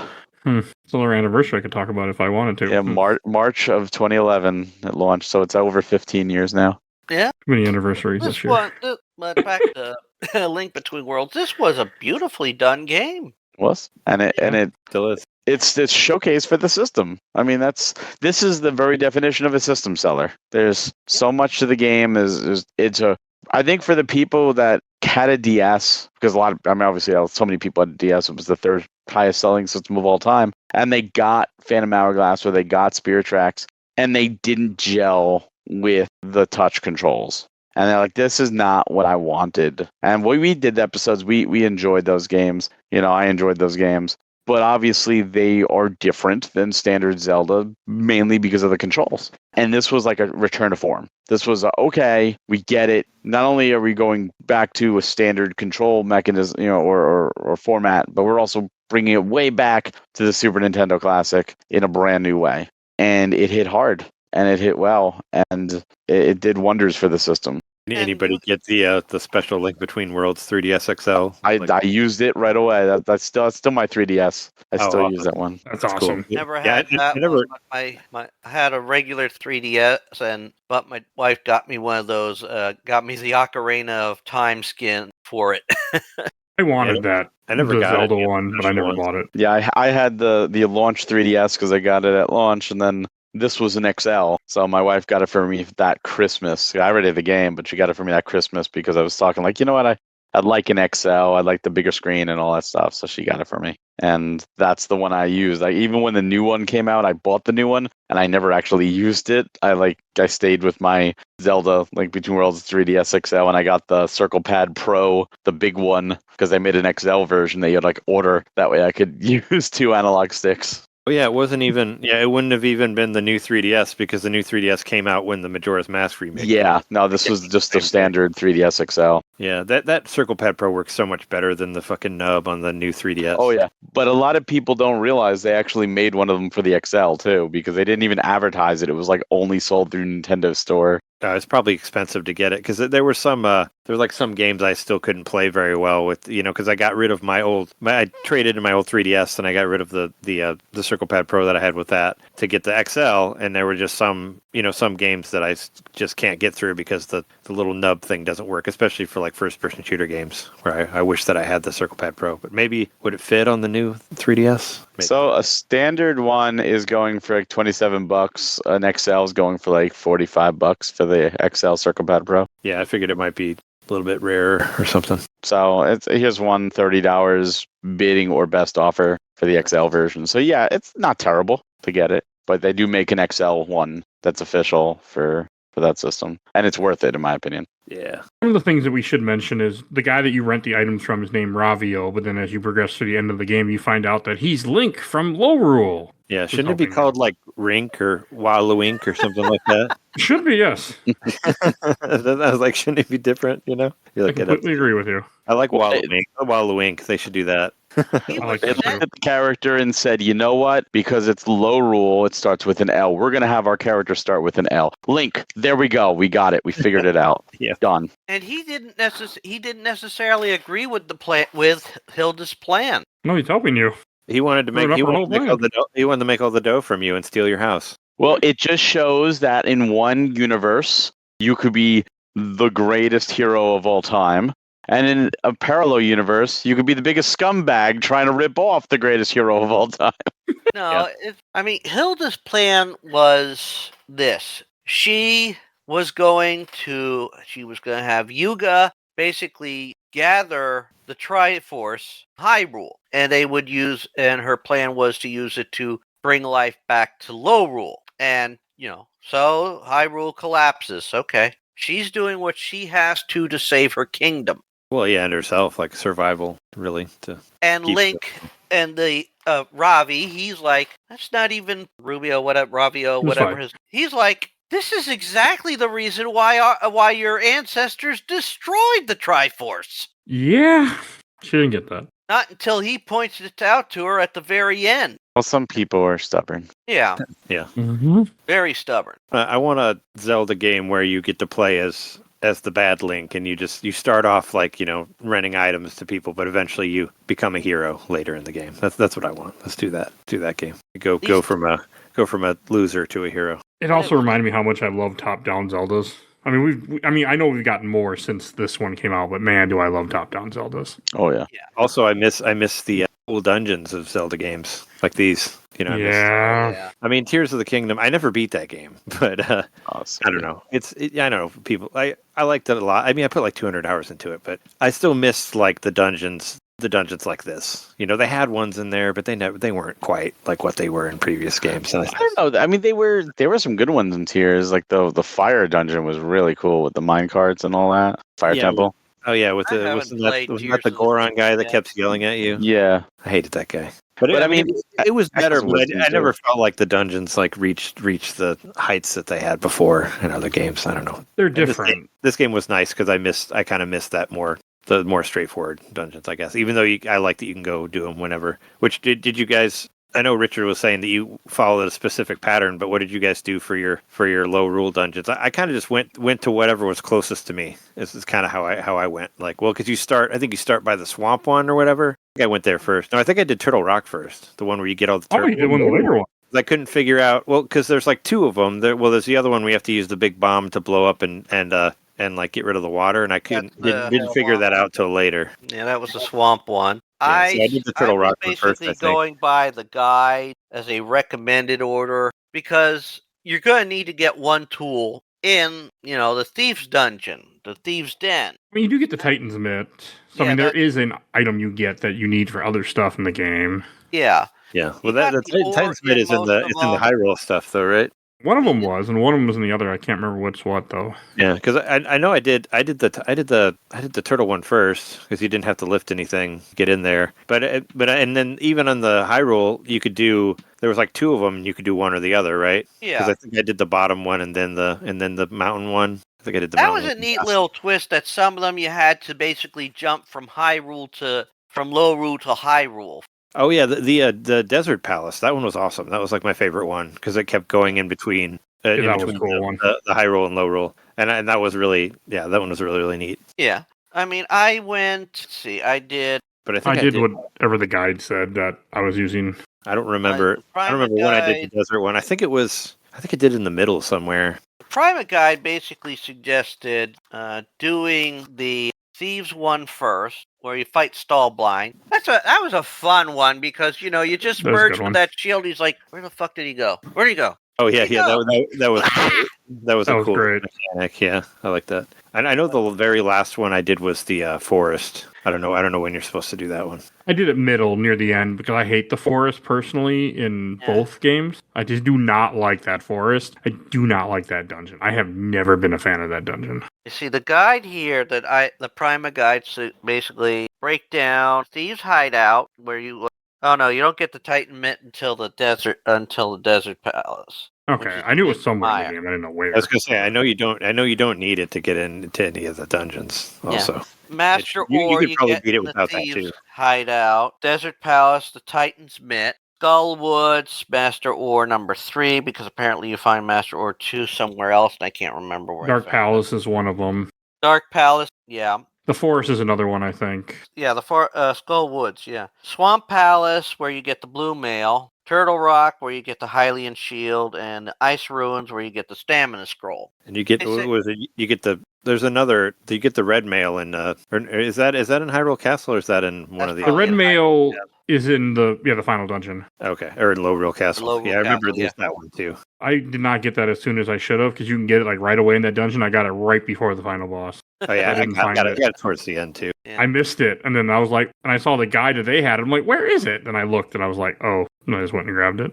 Yeah, they did some really cool stuff there where you could put out the torches and make everything dark, and some stuff would glow. And I really like those levels that use that. Like same with that, you made the little like walkway to it, right? Wasn't it that one? You used it? Yes. Yeah. Of course, you had to be careful too. Like you had the walkway, and oh wait, if you show off the walkway, we're gonna put walls to block you. It was cool though. It's a cool concept. Oh yeah. This game had a lot of good concepts. I mean, the weapon thing, yeah, you didn't have to get the weapon in a dungeon. That does sort of take away from some of the fun. Yes, but they made it work, so I can't bitch. But I was in the same boat a little bit. It didn't bother me. Bothered me a little bit. But you are right. It was nice that they give you little hints on what items you're going to need to enter into this place, or recommended to go into this place. I bet speedruns are cool to watch of this game. Yeah, you got me wondering. I would be watching one if I didn't think my internet would collapse. No, I mean, I'm not talking about looking at one of those. I'm going to look up on how long to beat. Oh, what for a Link Between Worlds? It's going to say like 3 hours or something. They're always like so. It'll be shorter than that watch. That site. No, it actually I did look it up. I think it says 16 hours. 16 hours for the main story, 19 hours if you play the main story plus extra side content, and 23 and a half for a 100% completionist run. I don't know how long it took me. What I've learned from that site is basically take the hours and add like 20 hours, and that's how long it'll take. I'm always less than what they recommend. It's always longer for me. Like I was like, you're full of shit. It's like get through Xenoblade in 60 hours. It's like it took me 200 hours. You fucking do it. Man, I can't. Know, I check it out sometimes for some of the games I'm playing. I'm like, okay, it gives me an idea how long it's going to take, and I do too. But I'm always like, I'm just slow, I guess, because I'm always like twice whatever they say. For me, it depends on the game, and if it's a game I'm really hooked into like this, I feel like I want to take my time. If it's a game that's like, you know what, I want to complete it, it's fun, but I'm not going to do this extra stuff. I just kind of want to get through it. I'm in chapter 4 and there's 8 chapters. I'm halfway there. Good, let's go. I'll find myself either going below or around what they say. So depends on the people who played it, how they felt. If it was like, no, you know what, I really didn't want to do this, or like, for whatever reason, the game didn't gel with them and they sped run it. I don't know why. They would. Everyone's different. Yeah, I mean, I'm looking at like Callisto Protocol. I tried to play through that one. 10 hours. 10 hours. I haven't even gotten through the first quarter of it, I guess. I mean, I'm like that where I'm very fast in games. Like I never take as long as it says. But then again, Well, you have to for this show, for all the stuff. Yeah. Yes, but that's how I was even before the show. This wasn't a show exclusive thing. I was like this before. And he also has a tendency to, play games wrong too. So yeah, with a guide. Look at the guide, but still mess it up. Oh, I did this game. I didn't find that. I mean, I was using the guide the entire time, and I did not realize you could, equip the 2 items that we're talking about. Like I was like, oh damn it, that would have been nice. I mean, if I was using the guide the whole time I was playing, I would have gotten everything easy or near easy, except for so we're still gonna be hard. Baseball game. I did not mess with that baseball game. I didn't even know it was a thing. I just remember the people like, "Oh, we can play baseball." I'm like, that's nice, and I just never talked to them again. The thing that pissed me off about it is, I mean, there obviously there's like these ceramic pots that you break, and you want to break 3 of them in a row, and then like this crow will show up, and then you hit the crow and you get 20 points, and you want that to happen every time. But like sometimes your ball like heat seeks to the crow, and sometimes it doesn't, and that's what drove me crazy. I was like, I hit it the exact same way I did before, and it didn't fucking go to the crow. Like, what the hell, like that was what was killing me about that game. And then, like, eventually you'll run out of pots, and you got to hit the little crab guys to make the pots come back, and it's hard to hit them, and it's all about timing, and and if you hold, like, up or back or nothing, it goes to, like, 3 different rows of pots. Like, it's this whole fucking thing. It sounds painful. I spent way too much time on that game than I should have. But thankfully I had like 5,000 rupees, so I could keep throwing money into it, and you get money back. But still, it was like I must have played it like 50 times or something before I finally got through it. And I kept getting 99 and 98, and you had to get 100. Like it was like I would have walked away the second time that happened. Fucking killing me. Yeah, I always want to get. I always want to get all the hearts at least for any Zelda game that I play all the way through. I always want to get all the heart pieces. So I was determined. Fair. I tried that. I did that years ago. I did not do it this time because I just didn't want to fuck with it. I forgotten the pain that went with the baseball game. Get all 4 bottles? Yeah, I did. Yeah. Well, that took a long time too because I hadn't given any of the money to the magic water yet or whatever. Yeah, so if you haven't, you can only do like 200, and you have to give like 3,000. So you have to keep like doing it. And I didn't get 3,000 that I had to give until the very end of the game, and then I beat the game instead. So I'm like, well, I guess there's no point. I forgot about the magic water where I started giving some, but I didn't give 3,000. Well, I thought the water would give me the 2 items that I saw online, so that's why I went there and did it, but I just got another bottle. But whatever. I wanted to, because I like having all the bottles, but I didn't need it, so I was like, well, if I don't need it, then we're just not going to bother. I got 4 bottles. That was no problem. You get to see a little bit of the Breath of the Wild stuff where you can collect like monster parts and use them to make potions and stuff like that. Oh, that's what those things were for. Yeah. Yeah, because I only bought like the full potion a couple times, because mostly I'll just collect fairies and put them in the bottles, Which is funny because that same time, what was it? It was bad when Bowser did it, but when Link does it, it's okay. Because Bowser does the exact same thing in Mario 3D World that came out on the same day, where he puts fairies in bottles, and that's why Mario goes after him. So I mean, that's kind of funny. Yeah, different kingdom, different rules. Sure, but it looks exactly like what Link does, where he's sticking these little fairies in bottles. It's like, oh, kill him for doing that. All right. Anything else you guys want to say about the game we haven't touched? I think we touched on quite a bit. I mean, you got to mention how heart touching that ending is. After all they put them through, Link and Zelda wish on the Triforce to restore the Triforce of Hyrule and save that kingdom. Oh, and also, yeah, they mention it in the game too. I was like, this is like one of the few times we actually get to see the Triforce as like a physical thing you can like walk up to and touch. Yeah. So that was cool. And it was in 3D too. Let's face it, as wishes go that are made on the Triforce, that was a decent one. They didn't do it for themselves, they did it for the others. Well, Link and Zelda have always been selfless characters, so that's totally character of them. Yeah. And of course, for the first, it's nice that our main enemy, well, she got to see the folly of her ways, especially after being turned into a painting by Yuga. Yeah, she kind of had that coming. Do you think there's still do you still think they still know what's going on? Like, is like getting turned into a painting, is that like going into a coma, or can you still like look through the painting and see what's happening around you? You just can't move. It is. Nobody was wondering about that? What it feels like to be a painting? I was not, but now I am. I just thought of it right now. I was like, so are they like knocked out, or are they actually still seeing what's happening and they just can't do anything? They have a mouth but cannot scream. Yep. Okay, that was funny. Like that other one. One thing I did want to say is I got pretty lucky with some things in this game. Like there's the treasure game in Hyrule. The very first treasure I picked was the heart piece. I was like, what? So, that was another one I didn't even mess with. It was the middle left one, and that's why I was like, that one. And then there it was. First try. Very first try. It's like, nice. yes. You're like, you're using good luck.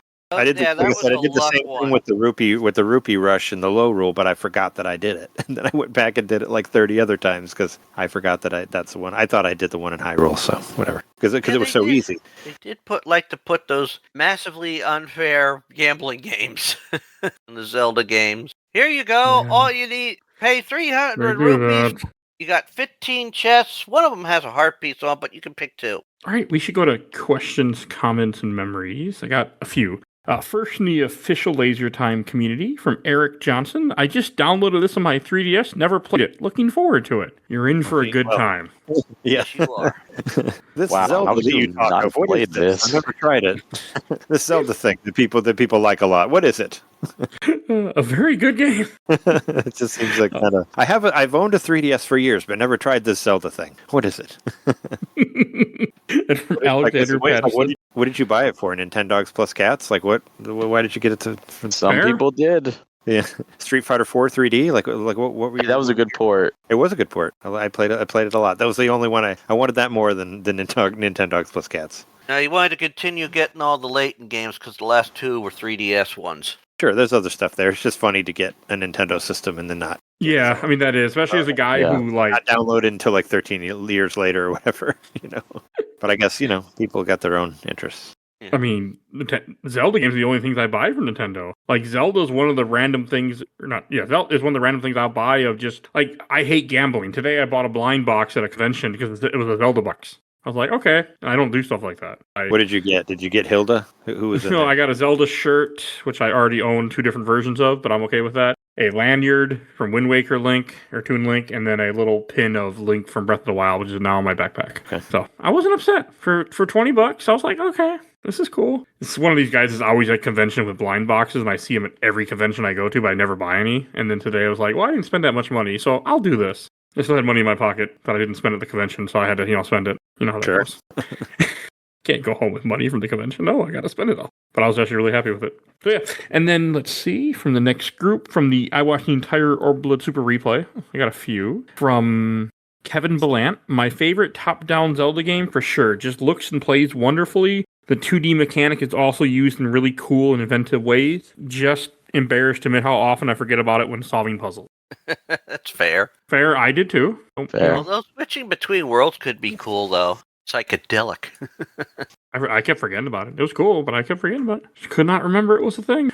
And then from Mike Combs, if there ever was a remake I wanted to Switch, it's this. This game is fantastic and one of my favorite 3DS games. That should not be locked to the 3DS. Yeah, it's really a shame that you can't. I'm sure we'll see it show up on Switch in some Oh, form yeah. eventually, but it's a shame you can only play it on 3DS. It's such an excellent game. That does bum me out too. That is just stuck there. But I mean, that's just how it works. Nintendo's been really good about bringing their past catalog to the Switch and Switch 2, and I think this will be one of the ones that makes it. Not every game comes over, but I think this will be mainline Zelda. Somehow they'll do it. We'll get a 3DS Nintendo Switch Online with no 3D. That's basically what we'll get. I'm sure. I'm fine with that. I don't want 3D, so hey, I won't complain. The 3D was nice for this game, as we said. They had some really fun effects. Well, you know what? Maybe they'll do something where you can choose to play it standard, or if you have the Virtual Boy that you bought, you could put your Switch in there and play 3D that way. They're going to do some sort of Labo shit or whatever. Yeah. Well, Depending they on how can't you do use 3D it. on your TV unless you have a 3D TV, and they don't really make those anymore, so it's not Nintendo's fault. Sure. Yeah. And that Virtual Boy could be a pain in the ass. Oh, it works great. It works. It's not that fun to play, but it works. I mean, I got the cardboard one, which is exactly Oh, the same as that's the Labo one. Yeah. Yeah, I'm talking the actual $100 one. I only Yeah, I got mine for didn't have 25 that. bucks. I didn't have that kind of money. Bought it used. I mean, I could have just used my Labo one, except I would only be able to use it on my Switch 1, so I had to get Yeah, a new. that's true. The lobble thing looks so weird. And then from Tyler Burnett, friend of the show, this game came out when I was 29 years old. One day, my mom and I went out to Target together for some everyday shopping. We got to the electronics sections, and she noticed me salivating over Link Between Worlds and the Zelda Edition 3D XL. She bought them for me in that moment for no real reason. I was a grown-ass man who felt like a kid again in that instant. I have so many warm feelings towards this game because of that memory. It also helps that this is one of the best Zelda game, hands down. It's a crime that it's locked to the 3DS. Agreed. We just talked from Neil Hackle. I've been playing Ocarina of Time 3D Master Quest, but you may have just inspired me to do another run of this too. It really was a great game. Had a blast with it, though I thought it was a little easy. That's fine though. Easy's not a bad thing. I when I was starting it, I like easy. I should have done hero mode. I saw hero mode. I was like, oh, I could try that. But I was like, I'll just do regular mode. But it would have been. Just that way you finish it. You don't have to stress out and see if you'll get it done in time. Like, sure. Yeah, that's kind of why I didn't go for it. But now I kind of wish I would have because it was so easy. Easy is nice sometimes. I mean, the puzzles are still hard. I mean, that was the difficulty of these old Zelda games. I always thought was figuring out what to do without. Yeah, that's why I love Zelda games because you can just use guides. And from Jacob Shoemake, it's definitely the best 2D Zelda. I played it several times and love it every time. I also consider having one of the best Zelda soundtracks, which I feel is not talked about nearly enough. And from Curtis G. Willard, it's my second favorite Zelda game ever, behind Link to the Past. From Ron Huntone, friend of the show. I wouldn't consider myself a Zelda fan, but I love A Link Between Worlds. I think the rental system's a neat way to reward being good at the game by having your special tools be cheaper if you're good. The art is good. I love the final boss fight. Best Zelda game in my opinion. All right. That's not a hot take at all. From Andrew Burns, an improvement over A Link to the Past in every way, though. To be fair, every mainline Zelda game that has come out since A Link to the Past is better than it is. Disagree. Lorule is much cooler than the original Dark World. Both Thieves' Hideout and Ice Palace are top 10 Zelda dungeons. The Fire Rod absolutely slaps. The only 2D Zelda I put above A Link Between Worlds are Link's Awakening and Oracle of Seasons. Minish Cap would also be close. It has the better bosses, but Link Between Worlds, Overworld, and Underworld, which Minish Cap slaps, is stronger. And from M. Grave Bowls, friend of the show also, orientating the game around the ability to buy the dungeon items and tackle the dungeons at your own initiative was a very daring choice. On the one hand, it makes Link Between Worlds feel less substantial than Link to the Past. On the other hand, it simultaneously exposes how linear Link to the Past actually is structured. A lot of the link added to the first playthrough of Link to the Past is the picking around for the puzzle solutions that are gaining progress. So, as Link Between Worlds sheds that padding, it really lets developers focus on dungeon design. That effort really shows through as it plays around with the longtime fans' transferable knowledge. I had high hopes for it, and while I didn't get quite what I expected, I was given something that even more clever. It also shows that there are still gas in the tank for what 2D Zelda games could be. That's a good comment. Right, and then from the Zelda fan group, from Robert Major, the best way I found play this was on my PC with my VR headset, Oculus Quest 2, and the big screen app in 3D with a 3DS emulator. It was a crazy experience. Wow. Yeah, that's a way to do it, I guess. Hey, you got to make use of your Oculus if you have one, Yeah. Right. I love the idea of playing 3DS games with a VR helmet like that. I mean, if you got that kind of money, why not? I mean, Nintendo would say no, but hey. Well, yeah, they want it to be affordable before they're going to do it. Well, I mean, but it's not their system. That's the joke. That's why they wouldn't like it. You're pirating it. I mean, when I remember at one point playing Final Fantasy VII on my computer using an Nintendo 64 controller, so, whatever floats your boat. Then from the Zelda fan group, I got 2. I read that first one. And then from Melissa Ann Pavlu, this one and Four Swords Adventures bring back that nostalgic from A Link to the Past for me. Awesome stuff. I need to play that game someday. Four Swords? Yeah. Well, yeah. I mean, the original or Avengers? Both. Was there there's like a version on Nintendo Switch Online that we could play online, right? If we all had Switches?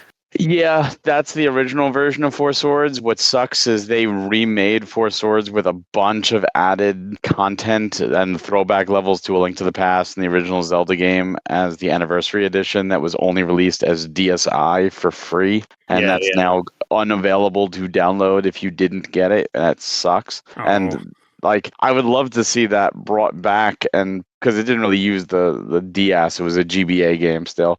Bring that to NSO. You're bringing all these, games. That's a mainline Zelda game, or at least a version of a mainline Zelda game that is lost. It has lost content unless you previously downloaded it. Also, I'd love to see the GameCube one too. The GameCube Four Swords Adventures. Yeah, that's at least you could still buy a copy and play. Sure. I mean, well, you have to have multiple Game Boy Advances and cables or whatever. You can still purchase them. The only way to play the Anniversary Edition of Four Swords is you buy a 3DS or a DSi that had that installed. The original Four Swords, though, like you mentioned, is on NSO, and that can be played, online through NSO. Yeah, because it was included with the Link to the Past. Right. And that version of A Link to the Past has the added dungeon. You can get the Four Swords and the Four Sword itself in there, and they added content. But it would be cool to Okay. be able to play the GameCube one online through NSO and find a way somehow for it to do the dual screen thing and all that. I always thought that game was really cool, but I only had, we only had so many Game Boys. Yeah, So we can only do so many. I can see them doing it. GameCube does have an NSO app. Yeah, And I that's do- what I'm saying. I'd like to see it. I do have the actual GameCube disc for Four Swords Adventures, and you don't necessarily need that Game Link cable. Well, To play multiplayer, you do. Yeah, if Yeah. you want to do multiplayer, if you want to do it well, single, I'm saying that's the point. Single player's not that fun. I had fun with it. Well, I did too. I've never played it. I played it as that, but I mean, it's more fun with more people. I always thought. I mean, what I'd really like to play through is Triforce Heroes, but who's going to play through that one? I Nobody. did. I wanted to, but I couldn't find anybody online to play with. Yeah, I had to do it with friends, and it's fantastic. But it's so few people have experienced it because there's too many trolls online that would just pick you up and throw you in a pit. Yeah, I mean, Yeah, I liked when I did actually was able to get a group together online that I didn't know. I still had fun with it, but yeah, that one in Metroid Prime Federation Force. We got to have a Games My Mom Found meetup in real life where we all bring our 3DSs and we play those games because there's no internet. Maybe I could finally finish it. I don't know. It is a Zelda game that I need to do, and it is gonna bother me when I do the rest, and that's all that's left. It's gonna bother me. Hey, you got to get some people, have a meetup, and then we'll all To be play. honest, I own it. I have a physical copy of that game. Yeah, me but, too. I like, bought it. It was one of those buy two get one free Target things. That's where I got it from. I actually tried to beat it with me and two friends over online, but all we ended up doing was fighting, so it didn't stay. Yeah, I got Internet kept crashing. I got pretty far, but the I can online community live died with pretty it quickly. being one of those that I'll never complete.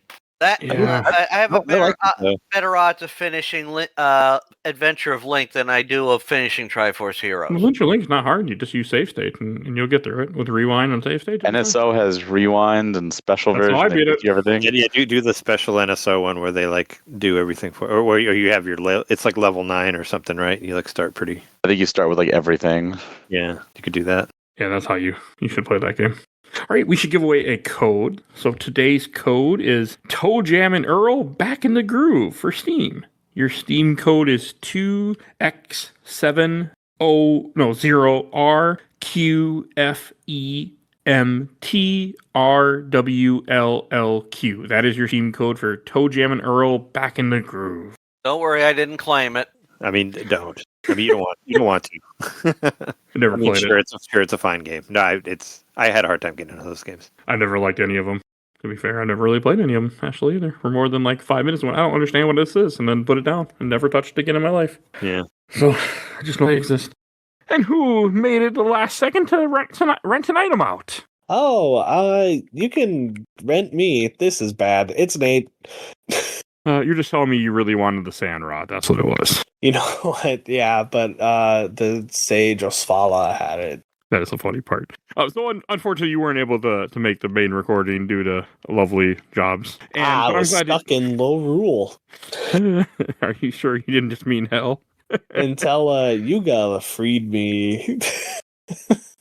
But I wanted to make sure you could be a part of this. But I wanted to ask you, what is your history with Link Between Worlds? I bought this at launch. I bought the collector's edition strategy guide at the GameStop I pre-ordered at and got like 10% off the strategy guide. Never opened or used the strategy guide, but I got it at launch. I played it and I loved it. I immediately I started a hero run, which took me forever to beat because it turns out the game is hard, especially when hearts don't drop from containers. Oh, that would not be nice. Yeah, you gotta do No, thank you. You gotta do the potions. So what you mean is never play that mode. All right. Got it. It's a fun mode. But yeah, if you're just like it's a fun mode. If you're playing the game a lot like I was, it's a fun mode. It is also one of the few games, Metroid Dread being the other one, where I started learning the speedrun too. That's really cool. Did you get good at it? No, because I would die, yeah. And then the idea in that game is the idea of the speedrun is that you don't die. But like the opening trick was my favorite because you would get the sword to like take to the captain, and then you would go north, and there was a crow that was on a tree, and when you entered the screen, the crow would like come off the tree, and you would run diagonally, or you would like bait the crow down to the bottom left of the screen, and then you'd wait up by the tree where the ledge to the cave to go to Death Mountain is. And then when the crow came at you, you would like position yourself to where the knockback would land you on top of the tree, and then you'd hold up and you would like clip through the 2 rocks that you need to pick up, but you can't. And then you'd go through that cave, and then you'd be on Death Mountain, and you'd activate a weather vein, and then you'd die or something like that. But that was like my favorite. So interesting, though. Like, there's so much to it. Yeah, and like I love doing that. You did that. Like, I'm always impressed by anybody who takes the time out to try to learn a game. I will never bother because that is not me. But I'm always impressed by the people that try and didn't do or don't. Try. Yeah, I would consistently make it to, I think, low rule, and then that's where I would just kind of like fall apart and die a lot, and where it's like, it's not worth it. But like even when replaying this game, the muscle memory kicked in. You brought up your, the thing you didn't like about this game, that it had dungeons, and it wasn't like Breath of the Wild with no dungeons. Your favorite? Whoa, hold up. Wait to see how long it would take. Whoa, hold up. I think Breath of the Wild, more so than Tears of the Kingdom, is a good game. I like my dungeons. I like my items. I think this game did it perfectly, where you rent the items and then you can do any of the dungeons you want in any order. If it had a stricter rupee payment, I guess. Like you had a wallet, like a smaller wallet, you mean, or like just less rupee counts, to where like when you find a dungeon, a lot of the times I had like those 2 little blocks and it would show you like, oh, you need the hook shot to do, like you should bring the hook shot for this dungeon. Yeah.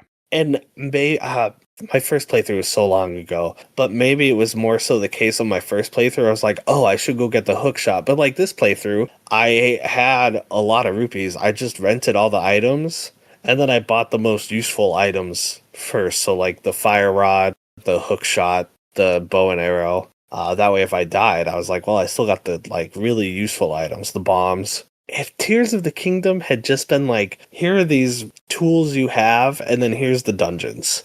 Perfect game. It would have been perfect. This game did remind me how much I love dungeons in my Zelda game. Like, cause you made the chat in the green skirt, in the green room. What the fuck am I saying? So I had to make that joke. And like, you were so right. There's something so nice about having the dungeons. Yeah. And like, I understand they were like, oh, we want players to like, do their own thing and have all the tools at their disposal. This game perfected that. Yeah. And they have never done it again since. And they've never done it again. And I was like, when Breath of the Wild was like being talked about as being like this big open world game, I was like, oh my god, if this is just Link Between Worlds but in 3D, like this could be the greatest game ever made. How soon were you let down? Let's see. I'll be honest, it wasn't until like I revisited Breath of the Wild. Like when I beat Breath of the Wild on the Wii U, I was like, that might be one of the best Zelda experiences I've ever played.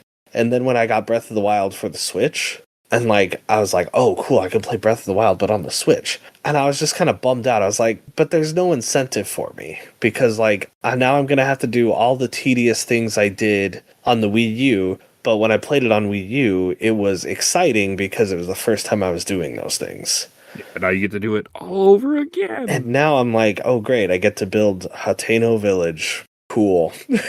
No, I get where you're coming from. 100%. No shade to people who like Breath of the Wild and Tears of the Kingdom, or who are like, these are 2 of the best games ever made. I think personally you're wrong. People love it. I do too. So, and I played Breath of the Wild. I've not played Tears yet. I someday. It's too fucking huge to make me even want to consider it anytime soon. And there's cool stuff in Tears of the Kingdom that they did not like. That I think Nintendo did a very good job of not showing, like when that game is being marketed. That's surprising, because marketers like to show you everything they possibly can to make you buy the game. And they do. And maybe it was just because I was like radio silent on it. Like after the first couple trailers, I was like, I just want to go in as blind as possible. Yeah, but even it was then, probably like, a personal thing. I had to force myself to beat Tears of the Kingdom. Trey mentioned it too in the main episode. Yeah, he has like so many hours in that game, but has not finished it yet either. So yeah, I get that. It's too big. That's why I haven't played it. I mean, that's what made this game. That's why this game ended up on the show when it did, because it's not a super long game. It's just enough game. Yeah, it's the perfect length. I think I think just being like, these are the dungeons. If you figure out how to get to the dungeon, you can do the dungeon. Yes, they weren't that complicated. Yeah, it's such a brilliant design philosophy for a Zelda game. Like, and the story is really good too. I like the story in this. It was good, and no Ganon really. I mean, something that looks like Ganon, but it's not Ganon. So there is that. Yeah, and like, honestly, kind of nice for a change. I don't know if I'm too online, but like one of my criticisms of going back to Breath of the Wild is just like the story is poorly told. Like it is awful. And then freaking revisionist history people. Oh well, Zelda's never been about the story. Bitch, have you played Ocarina of Time, Majora's Mask, Twilight Princess? You're telling me that Nintendo has never put thought into a Zelda story because Breath of the Wild didn't have much of one, and it was a piss poor story? I mean, even this game has a very good story, but the two worlds, and you have Zelda, and here you have Hilda, and she's trying to save her people. Like, it is a good fucking story. Yeah, and honestly, like with Hilda, Zelda have a story ever. So I get it. What'd you say? I said Zelda never had a story, so I get it. Yeah, I'm like, that's categorically false. Like, even Link to the Past has a decent story. Like, yeah, it's Zelda games. Most of them do. But, like, the twist that, at least to me, it was a twist, like, the first time through that Hilda was like, oh, yeah, I knew Yuga was coming because we lost our Triforce. Like, and our world is ending. And I knew Yuga was coming, and I wasn't going to stop it because, like, we need a Triforce. So we're going to take yours. Yeah. Yeah, because you think she'll be a victim, and then she turns out to kind of be the villain. Like, it's a nice twist. Yeah, and it's like, it's one of those, like, sympathetic villains where she's like, yeah, I knew Yuga was coming, but then he started doing all that fucked up shit. Well, she couldn't control him. And then Ravio being Link, like, oh my god. I was like, whoa, that's cool. It's a really nice touch. And I remember the first time I saw that when I first beat this game, I was like, what? Yeah, exactly. It's like, oh, it's so obvious that, like, if there's a low rule Zelda, there's got to be a low rule Link. I mean, I don't think it's that obvious. Maybe it should be, but I don't think it is. But that's because I didn't catch it either, I'm going to say. So. Well, yeah, but, like, I'm saying, like, it's obvious. For me, it was obvious in hindsight. You know, like, once they showed who he was and he took off the hood, I was like, oh, of course. I was like, of course that's who Ravio is. It's a really nice touch. It just makes this game, it is such a good Zelda game. It was better than I remembered it to. Yeah. When I played it for this episode, I was like, I forgot how good this game is. And it's so charming. And I mean, as someone who, like, I have nostalgia for A Link to the Past, but, like, you know, my favorite Zelda game is Ocarina of Time. The callbacks and the references to Link to the Past are just so good. Like, it's a perfect Zelda game. And it's unfortunately stuck to this system. Hell yes. Because that's what you do with your games. You just stick them to whatever system that, you know, they released them on. You never re-release them. I mean, I'll be honest with you. I use my 3DS a lot more than I think. Not since, like, the Game Boy Color, I would say. That's cool. I don't ever use it. That's fair. I mean, I think they should have it accessible, but I just think every game they should try to make it accessible as they can. And I know that's not Nintendo's mindset. Yeah. Definitely not Sony's mindset, that's for sure. Not anymore. What did the Wii U have DS emulation? Phantom Hourglass was on the Wii U, yes. Okay. Oh, yeah, they had it. Because, like, I was just thinking, like, it would be nice if Nintendo, like, unlocked this off of the 3DS, but, like, I just think, like, how would they? You know what I mean? They like, could. I think there's ways that you could make this game playable. You didn't need the touchscreen a whole lot. There's ways to remake it enough to do that. You just have to, the want has to be there, and the want is not there. Yeah, but I mean, you know, when people are creaming their jeans over Breath of the Wild and Tears of the Kingdom, it's like, just do that again. You don't need to. Agreed. All right, and then anything else you want to say about Link Between Worlds? Yeah, do you remember what order you did the dungeons in? The order that the guide told me. Oh, okay. I didn't do anything special. I just followed what the guide was there and told me exactly what to do. I did. I wrote them down because I was like, I don't know if it's like the perfect way to do it. But I did House of Gales, then Tower of Hera, Dark Palace, Swamp Palace, Skull Woods, and then I went to the Sand Place next. Apparently, I did not write all of them down, and that's depressing me. But I did write Low Rule Castle is a great name. It is. Like, I don't know. It's puns. It's because I like puns, and I know I'm a mark for puns.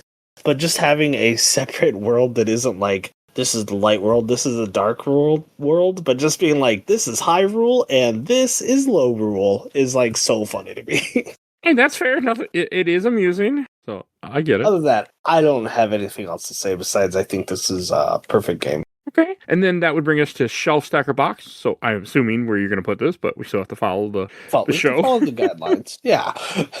I must follow my format. This is an easy shelf for me. Like, doing the first 2 dungeons, I was like, this is in my top 10 of all time, I think. Like, just replaying it, I was like, I would put this in my top 10 of all time. If someone was like, I would like to play a Zelda game, I would be like, you should play Link Between Worlds. You don't need knowledge of A Link to the Past. It's the quintessential Zelda game to me. Well, thank you, Nate. And where can people find you at? You can find me on Blue Sky at PaladJacksonVideogames.bluesky.org. And you can also find me on TikTok at NateDoesComedy79. And stay tuned for the rest of our rankings. All right, we should go to Shelf Stacker Box. And Barry, why don't you lead us in? Yeah, this is an easy shelf. I mean, I'm going to shelf, I think, all Zelda games just because of my love for the series. And there's been really none that have been bad. And I've found enjoyment in all of them. And this one, no exception. Like I said, when I played it, it was my escape from dealing with my in-laws and just being able to adventure back into my childhood with A Link to the Past and exploring a Low Rule and just brand new dungeons and like the whole 2D mechanic with going into the walls. There's so much to this game, and it still holds up. There's a lot of blueprint stuff that you've seen in Breath of the Wild and Tears of the Kingdom that started here. There's a lot of freedom, and it's one of those games that picking up now in 2026, it feels like a brand new game. Like it just doesn't feel dated at all. It just feels like a great Zelda adventure. So easy shelf. Right, Trey. Oh yeah, I mean it's an easy shelf for me too. I mean I was trying to figure it out because we did a Patreon episode way back when where we ranked our favorite Zelda games and all that, and this one was definitely up there for me. I was just trying to figure out where exactly I had it, but I couldn't find my notes for it. But no, I mean I like this game a lot. Like this is it's been my favorite, and it still is one of my favorites. Playing it now, I still think it's one of the greatest games, and I know people love like Tears of the Kingdom and Breath of the Wild or whatever, but I like this. I miss this type of Zelda, even though you got to learn everything up front. But you could see a lot of the stuff that you see later in those games from this game. You know, like I said, collecting the monster parts and like just giving you everything up front and then just being like, go, just do whatever you want. You know, I'll give it for that. But I miss this type of Zelda. Bring it back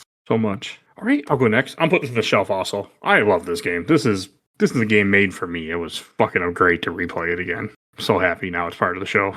Richard. Definitely got put on the shelf. I mean, there's some good memories for me, with the game and having gotten it, and it's a fun game. I'm glad I replayed it.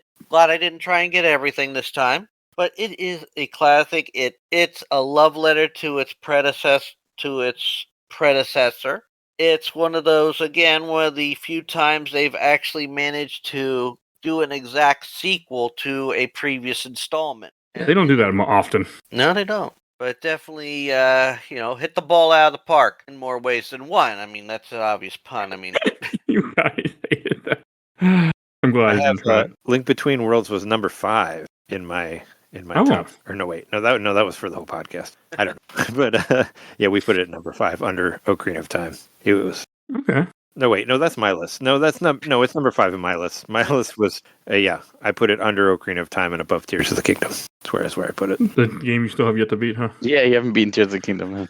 No, I put Link Between Worlds above it.